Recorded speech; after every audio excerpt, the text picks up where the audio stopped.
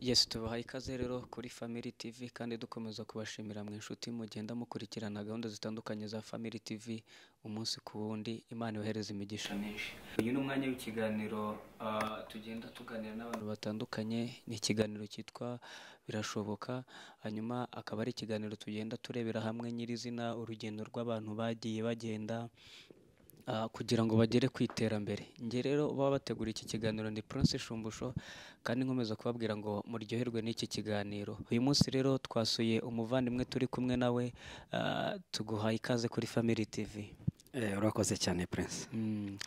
Hanyuma umuntu ushobora kuba babonye akagira amahirwe kubabona muri iki kiganiro, mwagerageza kunyuramo gato mukamwibwira kugira ngo dukomezanye iki kiganiro. Urakoze cyane. Nawe yumvuga ntacyo ariko reka nivuge kuko ndi mukuru. Yego. Nitwa Bayingana Elade, nkaba ndi umugabo, ndubatse, mfite umugore n'abana 4. Ntuye Kicukiro. Ubwo ni Kigali birumvikana, yenda hari abantu bareba televiziyo atari nabi mu Rwanda.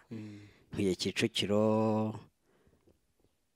mu Gatenga, neza munsi y'ishuri bita Mount Kenya. Burya hari igihe bavuga ngo adresse y'umukene ni umukene baturanye.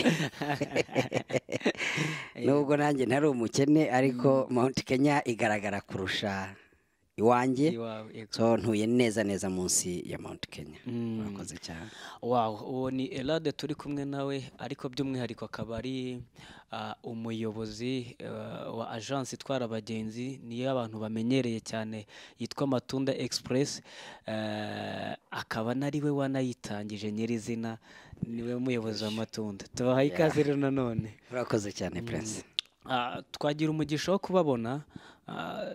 Twifuza kugira ngo tugende tugaruka nyirizina ku rugendo nyirizina rwa Matunda. Ni agence nini, ni agence yagutse, ariko mu by'ukuri umuntu ayirebye ntekereza ko itahisiza ngo Matunda ihita ibaho nyirizina, hari aho byaturutse.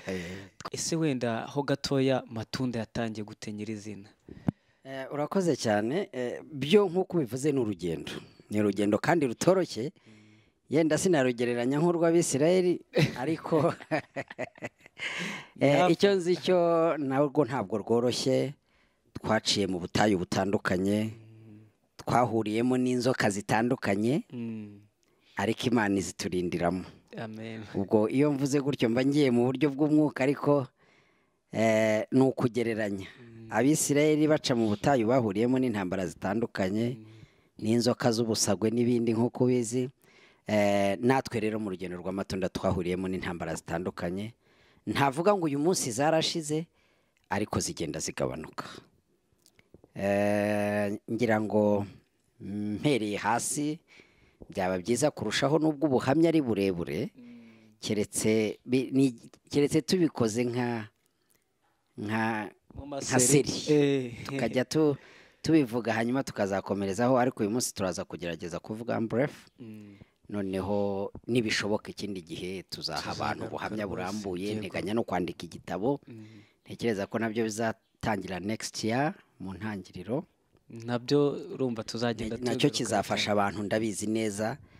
Kugeza ubu namaze kucyita n'izina, namaze kubona n'abazamfasha bafite experience mu kwandika ibitabo, hanyuma tugafatanya. Rero Matunda ni agence ITWARABAGENZI.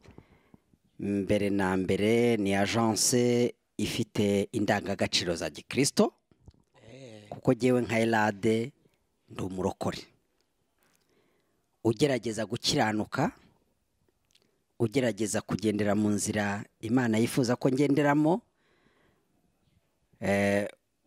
Ubundi nzi neza yuko muri iyi si duhura n'intambara zitandukanye n'ibigeragezo bitandukanye n'ibiturushya byinshi, ariko Bibiliya iravuga ngo byose bifatanyiriza hamwe kutuzanira ibyiza, kandi dufashe igihe mu ntambara. So ndi umuntu ugerageza gukiranuka no mu byo nkora. Matunda rero ni ijambo riri mu Giswahili, ubundi yitwa matunda ya kusali, bisobanura imbuto z'amasengesho. bivuga ngo nubwo abantu babona Matunda ariko hari irindi jambo riba rigufiya ubundi twaryandikaga munsi ku modoka yitwa Matunda ya kusali bisobanura imbuto z'amasengesho. Impamvu mbaje kuvuga icyo ni ukugira ngo wumve ya ntangiriro. Yego. Ziba imbuto z'amasengesho kubera iki? Kubera ko zabonetse kuko wasenze. Niyo mpamvu. So nka Elade rero mbere y'imyaka 14 mezi arengaho uhereye ubu Elade muvugana yari umukonvoyeri. Konvoyeri bisobanuye ba bantu bagenda ku modoka za twegerane niko bizwi mu Kinyarwanda. Ngira ngo yenda tuvuze mu ndimi twegeranye hirya no hino, ngira ngo nk'i Burundi bayita taxi, ngira ngo nk'i Bugande bazita kamunyi, ngira ngo muri Kenya bazita matatu, muri Tanzania bazita daradara. Urumva aho niho uri buyumve neza kurushaho, kubera ko yenda nyisobanuye abantu batwumva baratandukanye. Mu Rwanda tuzita twegerane, i Burundi bazita taxi, ubundi kera bongeragaho 50. Hanyuma i Burundi, Uganda bazita kamunyi, muri Kenya bazita matatu, Tanzania bazita daradara. Uwo nguwo niwe Elade wari umukonvoyeri wayo mbere y'imyaka 14. Mbere y'imyaka 14 n'amezi. Niwe Elade wari umukonvoyeri wayo, wari mupiga debe muzi. So nyuma yaho haje kubaho ukizwa shaka Imana ndasenga nkuko nabandi babikora, ariko hagati aho Imana ivugana nanjye. Imana irambwira ngo nzaguha umugisha ubera abandi urugero. Imana imbwira ibyo kuri jewe sinabyumvaga ko bishoboka, kubera yuko burya hari ubwo ubuzima budukanda ukabona n'ibikuzengurutse byose nta cyakugirira umumaro. Kuko narebaga nta periminari mfite, nta diplome nari mfite, nta kintu na kimwe nabonaga cyambere intangiriro y'imibereho. Nkurikije ubuzima nari mbayeho icyo gihe, nari ncumbitse ku muvandimwe, ndya nk'umwana mu rugo, ntabasha no kwigurira ikabutura. Ofete natangiriye ku bukonvoyeri, ariko maze kuba konvoyeri bwo nari nabaye boss. Byari byatangiye kuza. Mbere yaho gato nkiva mu gisirikare ubuzima bwabaye ubuzima bugoye. Biranga, njya muri Tanzania ndashakisha biranga, ngaruka hano biranga, ncumbika ku muvandimwe Kibungo, naryaga nk'umwana mu rugo. Nyuma yaho mbasha kubona akazi k'ubukonvoyeri, so ubwo mba nabaye boss. Kuko nari mbashije noneho no kuba nakwigurira igikombe cy'amata muri ya masaha y'akazi. Cyangwa nataha nkagira iyo bampembye nk'ibumbi nka 5 2 nkaba mbasha noneho kuba nanjye nagira icyo niha. Urugendo naho rwatangiriye rero Prince. Yangira ngo abantu dukomeje kugenda tuganira, ni Elade turi kumwe nawe kugeza kuri ubu, ni umuyobozi, akaba nari we nyiri company yitwa Matunda Express. Nekereza ko abantu benshi bagiye Burasirazuba barayizi. Ikiganiro nibirashoboka, aho tugenda twibaza ese umuntu ashobora gutangira ari konvoyeri akageza ku rwego rwo kuba yagira agence itwara abagenzi n'ibindi bishamikiye kuri agence. Intego y'ikiganiro niyo ngiye kugira ngo wenda n'umuntu ushobora kuba dukurikiye yumve ko byashoboka. Twakomeza nyirizina tugenda tugaruka kuri urugendo. Iki kiganiro ni kiza. Kuri jewe ni umugisha kuba watoranyije kuvugana nanjye, kuko ubu deja uri uransunikira mu by'Imana yavuganye nanjye. Nabyo biri kuko yarambwiye ngo nzaguha umugisha ubera abandi urugero. So kubera abandi urugero ni no kuvugana nabo. Yego. Kubera abandi urugero ni ukubabwira ko Imana nta Imana itakura umuntu, nta naho itamugeza. Uko niko kuba urugero. Gerera ubu mpagaze mu byanditswe neza, mpagaze mu isezerano, ahubwo nshakire n'abandi baje baza ari benshi batume nsohoza icyo Imana yavuganye nanjye, kuko yaramwe nzakuhe umugisha ubera abandi urugero.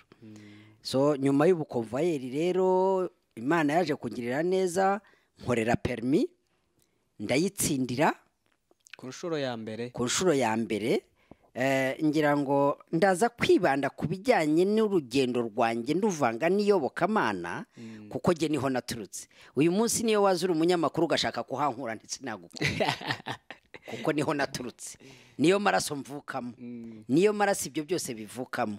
So ndagenda mbihuza, ariko nta nubwo waba utandukiriye kuko n'ubundi tunajyanye n'iyobokamana nabyo byakwereka abantu ko binashoboka. Birashoboka ko umuntu yagera no kwiterambere kandi binajyanye no kuba yaba ari n'umukristo. Ntabwo twatandukiriye rwose, urimo neza. Urakoze cyane. Ntekereza ko muri icyo gihe nasengaga nsaba Imana permis, nahize umuhigo. Mbwira Imana ngo Mana numpa permis nzambara amagunira n'isiga ivu imbere y'iteraniro, kuko numvaga kubona permis kwanjye naba ngeze iyonjya. Imana yarabikoze, mbona permis, nkora ikizame. Nari mfite permis Tanzania, ndagenda ndadepoza, nkoreshwa ikizame, ndagitsinda kandi neza, kuko kugeza uyu munsi ndabizi neza ko nzi imodoka. Burya abantu benshi bagenda mu muhanda batwaye imodoka ariko ntabwo banganya kumenya imodoka, nayo ni impano kwayo. Nari nzi imodoka kuko no muri icyo gihe nabaga muri Tanzania natwaraga ikamyo kandi ndakana ndi muto cyane. So ikizame ndagikorera ndagitsindira, ndetse kubw'ibyo bitangaza naje kubona kategori ebyiri, mbona B na D. Ndagenda nkuko nahize Imana umuhigo, nsubira Ikibungo muri Eglise Apostolique aho nasengeraga, nambara amagunira n'isiga ivu mpigura umuhigo, kuko birira avuga ngo guhiga umuhigo ntuwuhigure birutwa no kutawuhiga. So nyuma yaho nza kubona akazi ko gutwara taxi ku mugabo w'Ikibungo witwa Janvier, mukorera kandi neza, ndamukorera neza, ndabizi neza ko ari neza kubera yuko namuvirisaga amafaranga meza aruseho, cyangwa kuko nakoreshaga imbaraga. Aho niho ndibuze no gutinda cyane, ndatinda kugusenga no gukora, ko ni ibintu bibiri byuzuzanya, gusenga no gukora. Donc naho haza mu gisubizo kivuga ko birashoboka ko umuntu yasenga kandi akanakora. Birashoboka kandi cyane, ndetse ni nabyo byuzuzanya neza, nibwo ubushoboye noneho kugera aho kugira aho ugera. Kuko natwaraga taxi ntibimbuze kurara mu masengesho, nkafata igihe cyo kuryama kuko ndibuze no gukora, ariko nkanagira n'umwanya wo gusenga. N'uyu munsi icyo nkisubize hakiri kare, n'uyu munsi ndacyabikora. Hanyuma maze kubona permis, mbona ako kazi ko kwa Janvier, ndamukorera amezi 7, imodoka irayigurisha. Undi muntu narigiye muri Tanzania gusura abavandimwe, ngarutse nsanga undi muntu w'Ikibungo yahagaritse hiyasiye icyumweru cyose ategereje ko nzaza, baramubwiye ko nta kazi mfite, nzaza akampa iyo modoka kuko yarazi ko ndi umukozi mwiza. Nawe ndamukorera umwaka utarengaho n'umunsi umwe.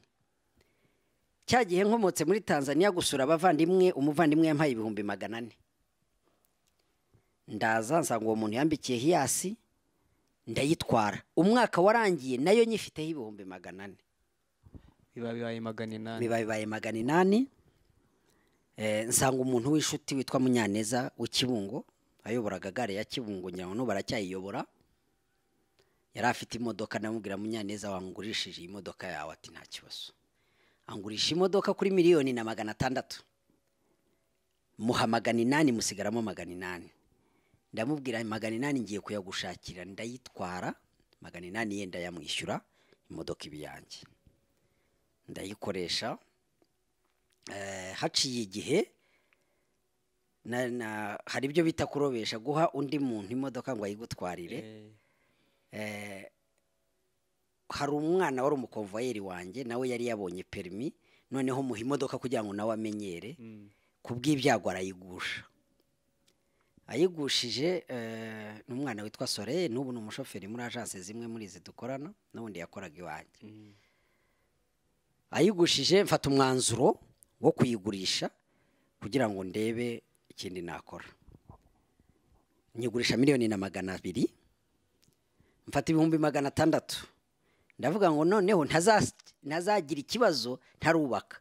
Mfata 600,000 ngura ibiti, ngura amabati, nshinga inzu Ikibungo, n'ubu ndayifite. fata ibindi 600 mbiteguramo ubukwe, nari mfite fiance.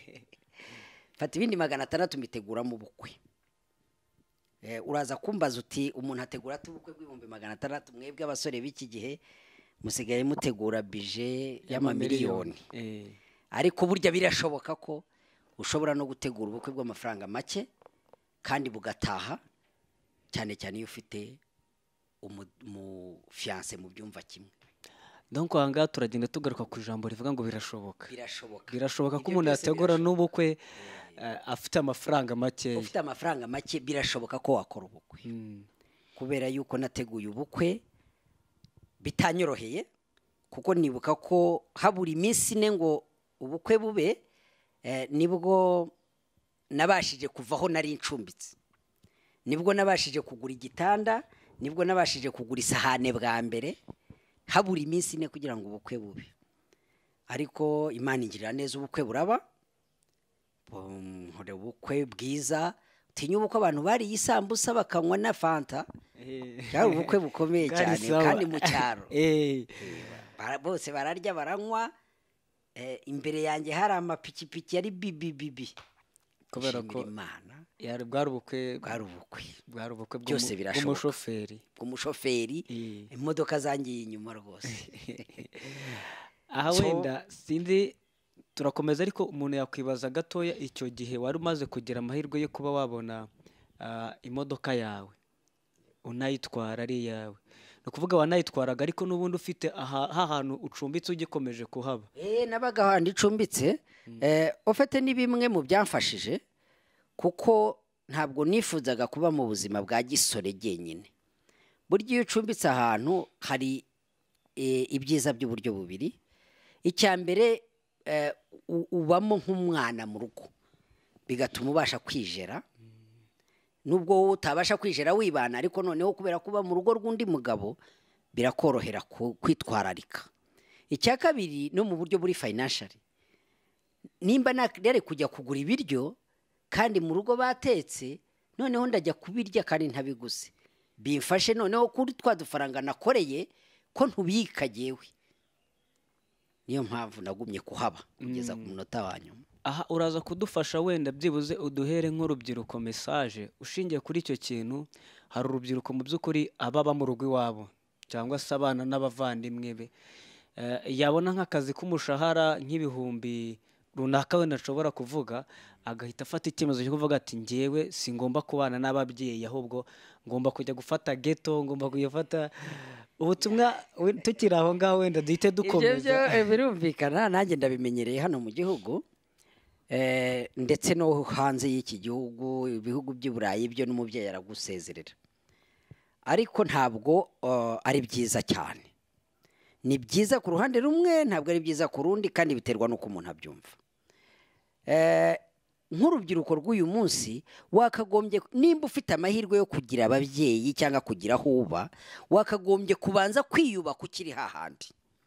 Nimba ukorera umushahara disons ibihumbi 150, ibihumbi 150 urya mu rugo uyakuraho transport gusa, wenda no kwigurira utundi tuntu twawe, basic needs zawe ushobora kuzigura, ariko byanga bikunda ntuzabura gusagura amafaranga. Nibura ushyira kuri konti ukavuga uti ku kwezi nibura mbitse ibihumbi 50, ariko iyi ni saving yanjye.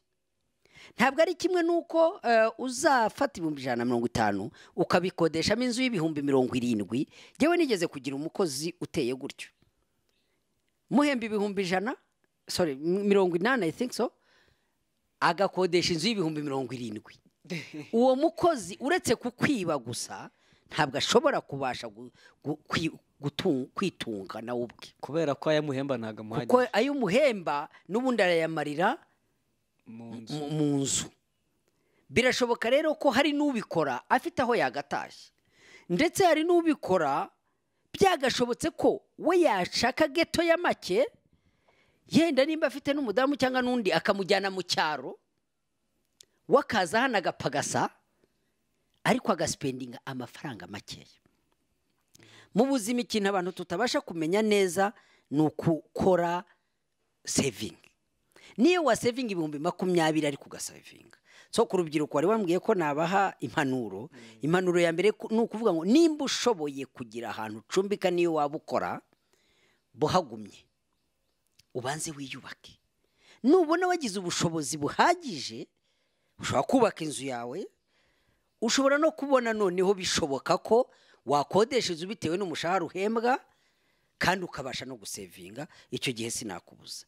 Indi avantage ya kabiri iba mu kubana n'abantu bakuruta n'ukubasha kuba controlled kuri bo, ukiyumva ko nimba washoboraga gutaha saa 6 z'ijoro, iyo utaha mu rugo rw'umuntu uravuga utereka ntahe saa 3 kugira ngo nawe ntamubangamire. Nawe ubwe nawe ubwawe biba bigufashije mu buzima bwa buri munsi, nubwo yenda utari wabipanze ariko biragufasha. Yarakoze cyane Eradi. Twakomeza twari tugeze ahantu imodoka yari maze bari umwana wari warobesheje cyangwa se umushoferi wari warobesheje yari amaze guhirika imodoka, uyigurishije 1,200,000, 600 yubatsemo, 600 yakozemo ubukwe. Usigariye aho se buriya? Nsigariye aho umunsi ndangiza ubukwe, dusoza ubukwe, guhera mu gitondo cy'ubukwe bwaraye bubaye. Twakodeshaga inzu y'ibyumba 2 na salo. Ngira ngo nibigukundira ndayikwereka nabyo birashoboka. Iyo nzu twakodeshaga, umuriro twacanaga waturukaga kwa nyirinzu. Hanyuma kubera ko yayindi gihe nashinze, nari narayishinze ndayisakara gusa, ntago washobora kuyibamo. Ariko bukeye bw'ubusi w'ubukwe ibiryo twaryaga ni bya bindi baje gutwikuruza, kuko ntabwo twari dushoboye guhaha. Twari twarangije ubukwe neza, amafaranga yose yashize. Ariko nkuko nakubwiraga saving, nza gusanga umudamu ya savings 150 ku ruhande. Nanjye mu bantu bakomeje kunwerera, burya ari n'abantu bagutwerera nyuma y'ubukwe batari babonetse, nabashije kubonamo 100,000, 250. Ayo mafaranga turavuga ngo reka dukomeze turya ubusa ariko dukinge yanzu twari nari narashinze. Turagenda tugura imiryango turayikinga. Hagati aho umugore nawe nta kazi yari afite, yari umuganga igahini, kandi twe tubikibungo atabasha n'ubundi gusubira ku kazi, nako kahembaga make gwasaga zashira mu matiki. Nanjye nta kazi nari mfite. Icyo nabashaka gukora giye nk'umushoferi, naragendaga nkaroba bakampemba tukabasha kurya. Inzu tumaze kuyikinga dufata icyemezo, turavuga rero aya mafaranga twishyura inzu twayishyuraga ngira ngo 40,000, birashoboka ko umuntu yayaguramo imifuka 5 y'isima cyangwa 4 tukabi wacu. Dufata icyemezo tugura isima imifuka nk'itatu, dusimanta muri salo ya yanzu, tuyijyamo kwimeze. Icyondo nta plafond nta kintu na kimwe cyarimo, ariko turimuka tujyayo nge n'umudamu wanjye. Gusa habya bindi nakubwira ngo jewe ngira kwizera nanone kuri mu rwego ntekereza ko ruzamutseho gato. Hari umugabo umwe waje kudusura yitwa Noheli, twanakorana i Remera kore wanjye. Yaraje kudusura, turiho tuganira tureba ubuzima aho buriho bwerekera. Ndababwira nti we n'umudamu wanjye, ndababwira nti jewe rero ntimugire ubwoba, jewe nzi neza ko umwaka utaha magingo aya hari mu kwezi kwa 7 tariki 15 saa 1:15 za nimugoroba. Ndababwira nti jewe ntimurebe ubuzima turimo tutabasha kubona icyo turya, umwaka utaha magingo aya nzaba ntunze hiyasi, kandi mu myaka 4 magingo aya nzaba mbasha kugura ikamyo, niyo ntaba nkora iby'amakamyo ariko zaba afite umutungo wagura ikamyo. Batura umusazi ntireka da, mbibabwiye nuzuye umwuka kandi bizaba. Baravuga ati wapi, mbonye babihakanye cyane. Ndababwira nti muzane impapuro twandikirana. Umugore azana agenda turandikirana, turanasinya. Arahari nawe, turandikirana turanasinya. Ariko bukeye mu gitondo agatima karatera, ndavuga ibi bintu navuze kweri bizaba. Burya habamo no gushidikanya. Ariko mfata rwa rupapuro ndarufotora, nshira uwari umupasiteri wanjye bita Kizamungu, ndamubwira ni pastor rero nahize n'abantu kandi rwose ndagifuza ko Imana izakora ibi bintu akiriye ikopi nituba dusenga nijoro tujye tuyisengana mu ntoki turabikora ku buryo ni kimwe mu kintu cyatumye ivatiri natunze bwa mbere narayimuhaye. Yes. Burya aho tukinahari Bibiliya iravuga ngo gutanga bihesha umugisha kuruta guhabwa. Ivatiri natunze bwa mbere narayimuhaye. Koko nkuko nabivuze twamaze kwimukira muri ya nzu hashize umwaka ubura iminsi 7 nabashije gukora amasezerano na Bank Populaire banguriza miliyoni 5 mbapoteka ya nzu hanyuma ndagenda ngura imodoka yanjye noneho bwite ya Hiace. Ngura Hiace n'ubira hari ikora Nyabugogo Rutongo ngira ngo iyo Hiace irahari rwose magana RAA magana 922 T ikora Nyabugogo Rutongo njya mpura nayo kenshi. Niyo modoka naguze bwa mbere nyigura habura iminsi 7 ngo wa muhigo nahiganye n'aba bantu ugere. Uwo munsi ugeze mbere ka Hiace ndababwira nti sinababwiye ko bizakunda. Hiace mba ndayifite ndayikoresha ndayitwarira ndayikoresha. Abantu barabizi ko mu mateka umuntu wavaga Kibungo Kigali bwa mbere arerade. Ni jewe wageraga Kigali bwa mbere nageraga Kigali saa 12 za mu gitondo nabaga navuye Kibungo saa 9 n'igice. Saa 12 nabaga ndi Kigali nkongera nkapakira saa 3 cyangwa zirengaho tunota duke nabaga mpagaze Kibungo. Deja nabaga maze hafi kubona amafaranga ya verisoma ya boss. Byabaga bizwi ko nta utajyanye na irade mu gitondo ahomba. Umucuruzi umuntu wese ayo mateka n'uyu munsi utavanye n'amatundi Kigali bwa mbere abahombye ya mbere cyangwa ya kabiri no ku Rusumo nuko bimeze n'uyu munsi.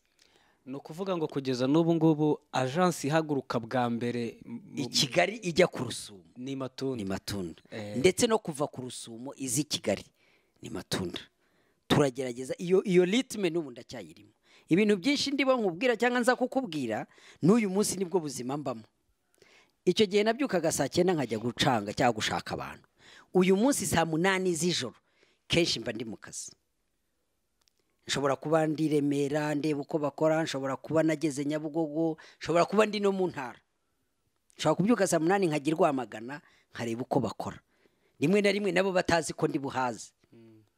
Niyo ntagiye saa 8 muri telefone yanjye habamo reveil ya saa 8. Igihe cyose niyo ntagiye mpamagara abakozi nkamenya ko bose bageze ku kazi. Nutaragerayo nkamubwira ntihute. Yewe umushoferi uri bukora ibyapa bya mbere yaba abakozi ngerageza ibishoboka. Iyo ritme nari mfite icyo gihe n'uyu munsi niyo mfite. Nta kibazo. Ako wenda turi buze kogera turi buze no kukagarukaho akenshi ubona wita ku kazi cyane umunsi ku wundi. Ntago bikuraho no kuba rimwe na rimwe hari n'akazi ukora nekereza ko abantu benshi bashobora gutekereza ko atari akazi kabareba. Nk'ubu ugasanga wagiye ugaragara kenshi si n'uyu munsi gusa wenda twagusuye twagiye tubikubonaho tugusanze mu kazi kawe urimo urakora akazi kawe ka buri munsi. Hari uburyo ubana n'abakozi ukabona hari uburyo uri kwita ku bagenzi bajyana na agence yawe. Rimwe na rimwe bamwe batazi ko nari we nyiri agence bakibwira ko uri umukozi usanzwe wenda ushobora kuba uri gukora akazi nibyo. Gusa kuri jye nicyo kintu kimpesha amahoro. Iyo ntagiye ku kazi singira amahoro ndetse nanananirwa kurushaho.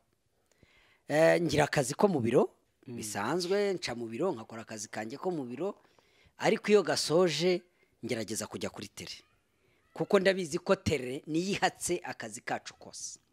Kuri tele makorera ibintu byinshi bitandukanye. Si tele imwe nkoreraho nshobora kuva nkajya mu ntara nkamara y'icyumweru ndeba uko bakora ntemberera abakiriya ndetse mbasanga no mu mazu yabo mu maduka bacururizamo za Nyakarambi Gatore Kirehe ku Rusumo ku mupaka abadeklara abayobozi bo mu mupaka mbese abantu bose bafite aho bahurira na Matunda. Kuko umuntu wese byanga bikunda ashobora gukoresha public transport. Niyo yaba afite imodoka ye je nifuza ko cyagera igihe kandi twebwe tumaze kubigeraho nibura hafi ya 70% aho ushobora gukonvenka umuntu kubera service nziza wamuhaye akaba yasiga imodoka iwe agatega public transport kubera yuko yizeye neza serivisi ari bubone. Nk'ubu twe twashyizeho imodoka twise VIP n'iziri VVIP zifite imikorere aho ushobora gusanga umuyobozi niyo yaba umuyobozi yenda tuvuge nko ku mupaka ku Rusumo, aho kugira ngo afate imodoka ye anywe essence y'ibihumbi 30 akavuga ati ndajyana na VIP ya Matunda ya saa 7 ndagera i Kigali saa 11 njye muri gahunda zanjye nze kugaruka na Matunda ya saa 1 z'ijoro. Akaba bizi kandi icyo gihe abari bukoresha ibihumbi 7 gusa, aho yagakoresheje ibihumbi 30 kuri essence, ndetse akagira n'amariske menshi yo mu nzira. Ari utwaye imodoka riske nyinshi zo mu nzira bazirinze. Ndiho ndasharwana cyane no kugeza abantu kuri urwo rwego. Ndiho ndarwana cyane no kugeza abantu kuri urwo rwego rw'uko umuntu ashobora gusiga imodoka iwe agatega Matunda kuko yizeye service. Nanabikangurira n'abandi. Naha mu mujyi dufite public transport iri organized.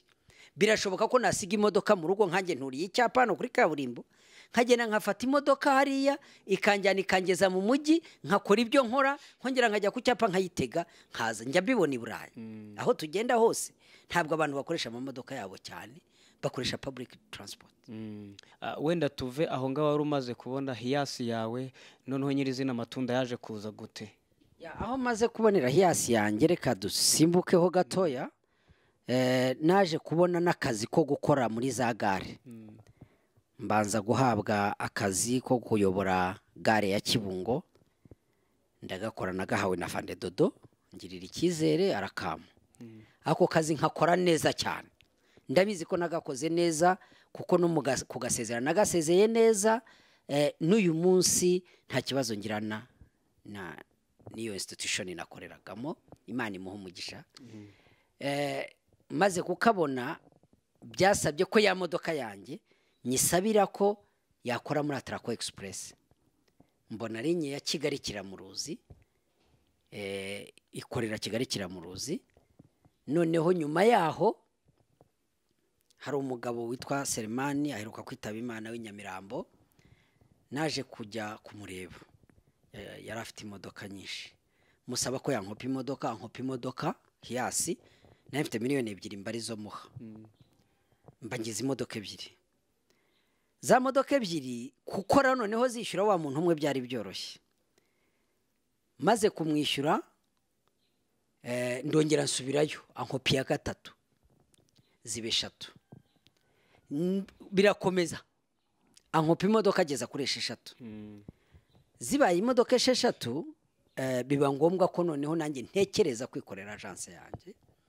Ndagiye nasanga Fande Dodo mugisha inama, nambwiye agiye ndumva nanjye nakuze, nasabaga ko nasezera akazi nkabona nanjye nkatangira nkikorera.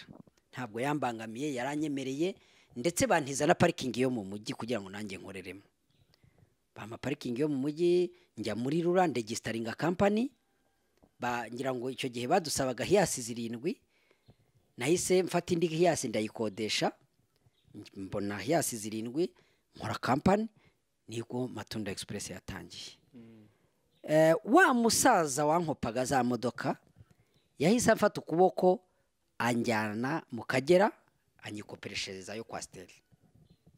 Iyo kwa Steli mbaha miliyoni 16, ngurisha hiyasi 2, mbaha miliyoni 16, barayinkopa kuri miliyoni 46, ndayikoresha mu mwaka umwe nari mbishyuye. Nuko agence yatangiye kugeza ubu ngubu. Rero agence nuko yatangiye, nibyo warumbajije. Iyo urebye wakwitegereza Matunda usanga ari agence imaze kuba ubukombe. Ese nyirizina muri iki gihe ni agence ihagaze gute? Ese iyo ubonye uburyo igenda yaguka umunsi kundi, ubona ibanga ari irihe mu by'ukuri? Cyangwa se urakoze cyane press, urakoze cyane. Icyo kibazo ni cyiza. Icyo gihe nubwo nari ntangiye, ariko nari ntangiriye mu buzima bugoye bw'imbaraga nkeya, kandi ukompeta n'abantu bakurusha imbaraga cyane. Ikintu nge nakoze, nabashije guca bugufi, ngisha inama abantu, numvikana n'abakozi dukorana, mbasaba ko dukora kandi tugenda tuvugurura serivisi umunsi ku wundi. Nubwo nari mfite izo modoka nke ariko zatwaraga abantu neza, nubwo nari mfite yasa abandi bafite kwasiteri ariko zatwaraga abantu neza kandi ntizababuze, kubera relationship hagati yanjye n'abakozi na relationship hagati yanjye n'abakiriya. Kuko ibivuga ngenda nganira n'abakiriya mu mamodoka, n'icyo gihe narabikoraga. Nagendaga n'abakiriya nkahitaho uko babatwara, nkajya mu mayira nkahura nabo nkababaza ese babatwaye neza nk'uko uriho bibona ndiho mbikora, nuko n'ubundi nabikoraga. Ibyo rero byamfashije kuresista, ndesista kuhangana, gukompeta n'andi makampani andusha imbaraga ariko nkayarusha serivisi. Ari nabyo n'uyu munsi ubundi igihe ku bwanjye ntekereza ko maze imyaka 2 nkora, iyindi myaka yose yari training, kubera ko icyo gihe urabizi twatungaga imodoka z'abandi bantu z'abanyamuryango, amafaranga yakoreye akayatwara, izindi ukazikodesha, rimwe na rimwe zikakunanira no kuzishyura bakazitwara, mbese ugahora muri struggle. Ariko Imana yangiriye neza, mu myaka 2 ishize niho nabashije gusohoza indoto zanjye zo kuba, nubwo zitarasohora 100%, ariko zo kuba nageze kuri faze yanjye ya 4 yo gutunga imodoka zanjye bwite, zaba nshya cyangwa zishaje, zivanze n'izishaje, ariko ari zanjye bwite. Ni indoto yanjye ya 4. Ubundi indoto zanjye ni 5. Indoto yanjye ya mbere yari kuzatwara abantu mu yari kuzatwara abagenzi, baba kubatwara ku magare, byaba ku buri kintu cyari cyose, ariko narotaga kuzatwara abagenzi kuva maze kubona permis. Ntateza ko nimara gutwara abagenzi icyo nabatwaza cyose, ariko noneho faze ya 2 kazaba gutwara abantu mu modoka zaba izanjye cyangwa atari izanjye. Faze ya 3 ikaba kuzatwara abantu mu modoka zanjye zivanze n'izabandi, ariko izabandi zikagira condition yuko ari shyashya. Faze ya 4 ikaba kuzatwara abantu mu modoka zanjye bwite, zaba nshya cyangwa zishaje ariko ari zanjye bwite. Faze ya 5 ikaba gutwara abantu mu modoka zanjye bwite kandi zizaba zigezweho icyo gihe. Nibwo nzaba nujuje Matunda Express icyo gihe. Ubu rero ni kuri faze yanjye ya 4.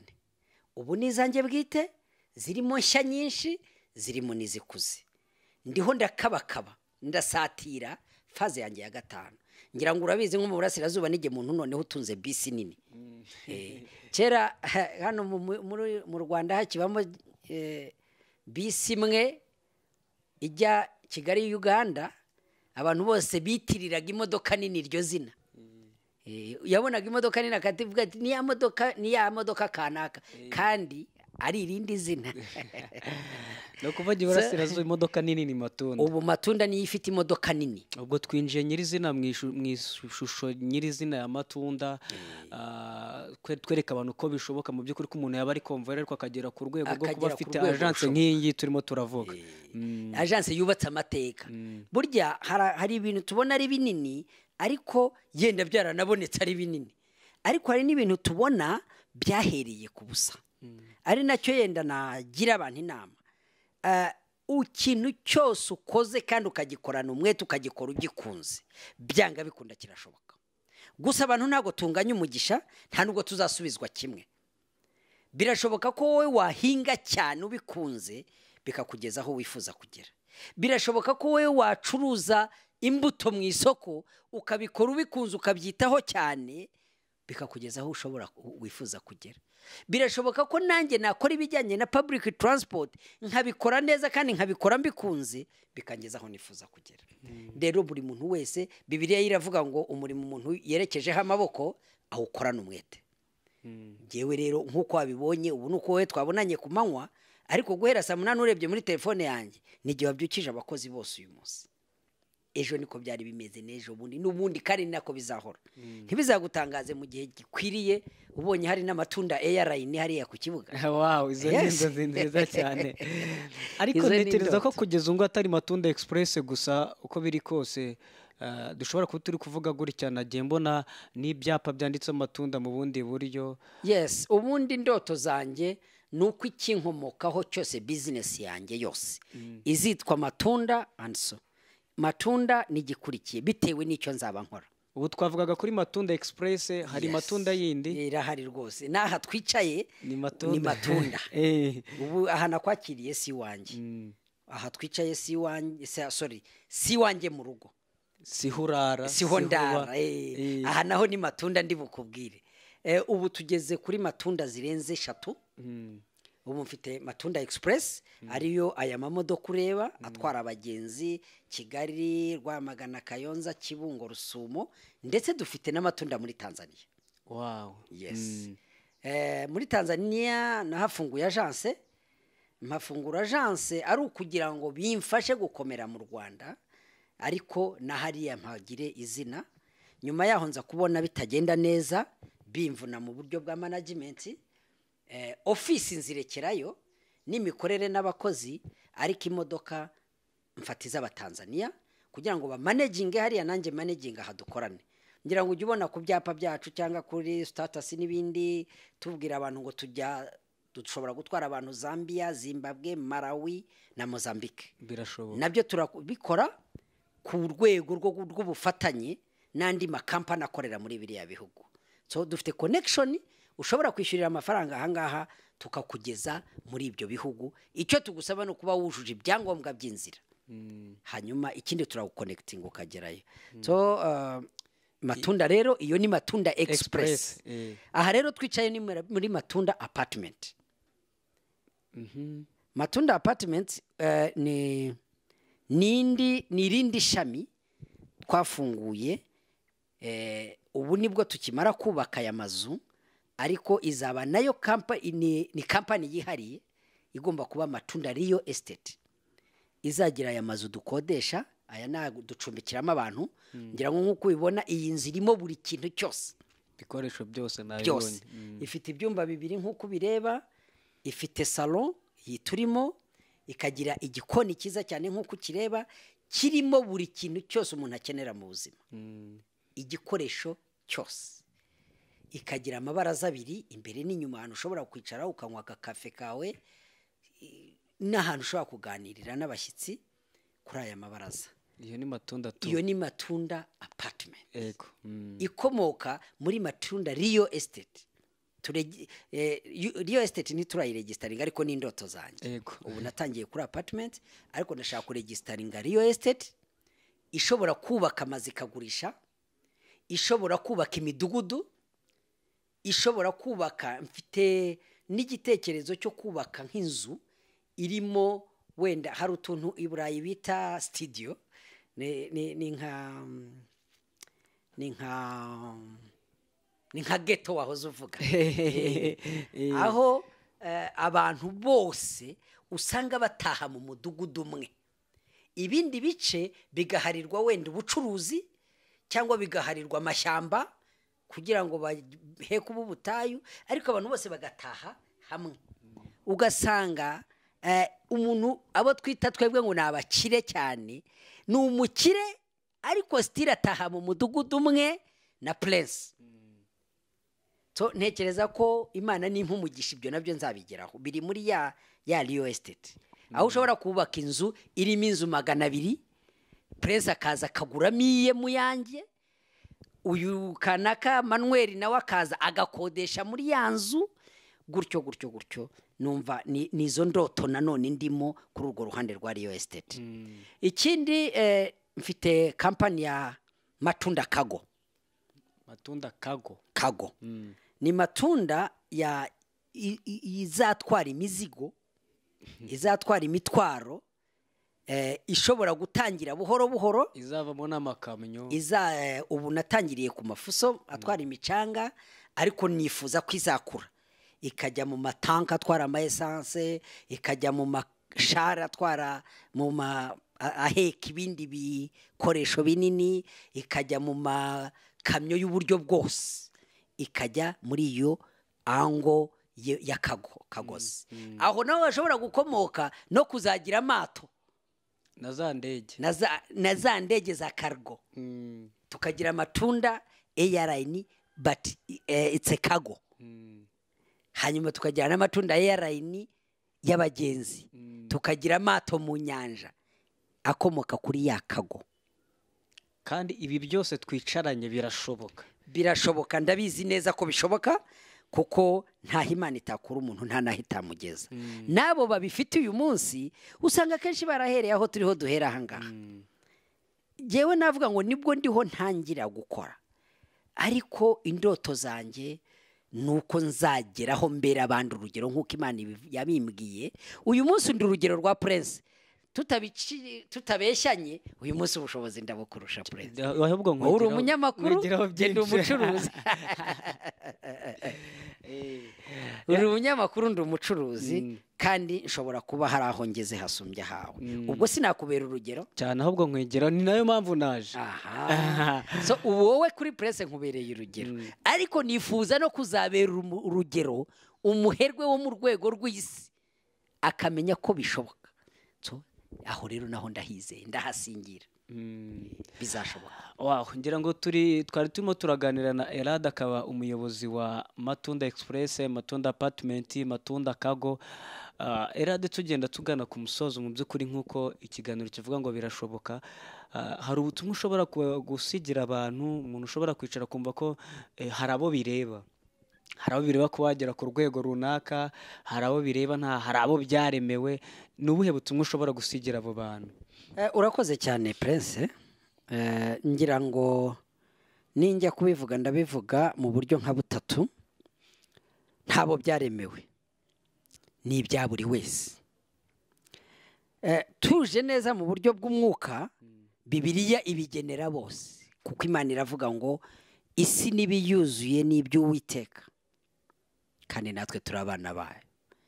Ese umwana wawe yagusaba ifi ukamuha inzoka? Ese umwana wawe yagusaba umutsima ukamuha ibuye? Ntibishoboka. So turi abana b'Imana, kandi biri mu isi n'iby'Imana, tugomba kubyinjoyinga. That is the first one.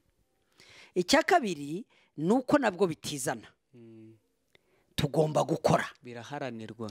Aho ngaho ndatanga ubutumwa ku bantu b'uburyo bubiri. Ndatanga ubutumwa ku bantu bo mu nzu y'Imana, mbibutsa ko tugomba gusenga no gukora, kandi tugakorana umwete, kandi tugakora neza. Buriya hari ijambo umukuru w'igihugu akunda kugarukaho, Imana imuha umugisha. Buriya ni role model wanjye cyane cyane, kubera yuko akunda kugaruka ku ijambo rivuga kwigira. Nutigira ntawe uzakugira. Kwigira kwa mbere ni ugukora cyane, nimba ugize amahirwe yo kubona icyo ukora. Ikindi cya kabiri ni ugukora uzirikana ibintu bitatu: ugasenga, ugakora ukaba inyangamugayo mu byo ukora, kandi ugakora neza. Ejo bundi hari impanuro umukuru w'igihugu yatanze, agira abantu inama ko dukwiye gukora, tugasatisfeza ibyo dukeneye, needs zacu, tutarinze kureba ngo ku gihugu cy'abaturanyi ngo iki kintu niho kiva, ngo noneho turapfuye. No, bishobora kutubera opportunity yo kugira ngo noneho natwe tubashe gukora. Nimba wari ufite n'ubwoba bwo gukora, uyu munsi ugakora wizeye ko uzabona n'umukiriya noneho. So birashoboka rero ko wasenga ugakora, ugakora cyane, ukagera ku cyo wifuza kugeraho, kandi mu byo ukora ukabikora neza, uri n'inyangamugayo. Ndumva ariyo mpanuro nasiga ntanze. Reka dushimire wari ukuri iki kiganiro. Ni ikiganiro cyitwa Birashoboka, aho tugenda tuganira n'abantu batwereka nyirizina urugendo bakoze kugira ngo bagere aho bageze. Iki kiganiro tuzakomeza kugenda tukibagezaho, tugenda dusura abantu benshi batandukanye. Birashoboka ko waba ufite icyifuzo cyangwa igitekerezo, wakohereza ubutumwa bugufiya kuri nimero ya telefone 0783669370. Hanyuma nawe byashoboka ko nawe hari aho wageze, nawe tukaba twagusura. Njye nari Prince Shumbushero, turabakunda kandi tubifuriza ibyiza. Bye bye.